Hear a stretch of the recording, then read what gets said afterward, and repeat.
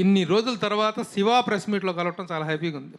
It is something a different experience all together after 36 years. ఇప్పుడు మా nostalgia పని మీరు మీ నోస్టాల్జియాకి వెళ్ళారు. Yes, really nostalgical feeling. తర్వాత really as my colleague GV said, the quality is very much enhanced. The music really చాలా బాగుంది. కొత్తగా కుక్కల అరుపులు అక్కడ జాయిన్ చేసినట్టున్నారు. నువ్వు అన్నీ ఉన్నాయి. అయ్యో అప్పట్లో ఇంత ఇదిగా లేవు. అంటే అఫ్ కోర్స్ అట్మాస్ సౌండ్లో అంటే ఇక్కడ మీకు సింగిల్ స్క్రీన్ ఒక సింగిల్ సోర్స్ నుంచి వింటున్నప్పటికీ మీరు అట్మాస్లో సరౌండ్ స్పీకర్స్ ఉంటాయి కదా, దానిలో వచ్చినప్పుడు ఆటోమేటిక్గా everything will go up a little. Prabhu, nothing was added.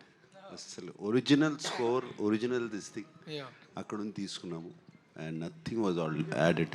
Nostalgia అని రాము అన్నాడు కాబట్టి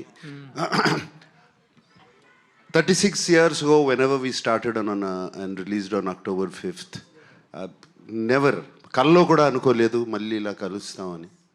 అండ్ కలిసి దీనికి శివాకి ఇంకా ఇంత ఆదరణ, ఇంత ద కల్ట్ ఫాలోయింగ్ ఉంటుందని కల్లో కూడా అనుకోలేదు. స్టిల్ వెరీ, నాకు చాలా సర్రియల్గా ఉంది, కొత్తగా ఉంది అసలు ఇది ఇలా కలుస్తాము. And so much love from everybody coming. And Ramu అప్పుడు ఎంత కష్టపడి సౌండ్ దగ్గర కూర్చుని అన్ని ఈవెన్ ఎఫెక్ట్స్ కానీ అది కానీ చేశాడు. సేమ్ ఇష్టంతో 6 నెలల నుంచి Ram Gopal Varma he has worked on this film. And మీకు ఇంత నచ్చింది, కుక్కల సౌండ్లు వినపడుతున్నాయని మీరన్నా కూడా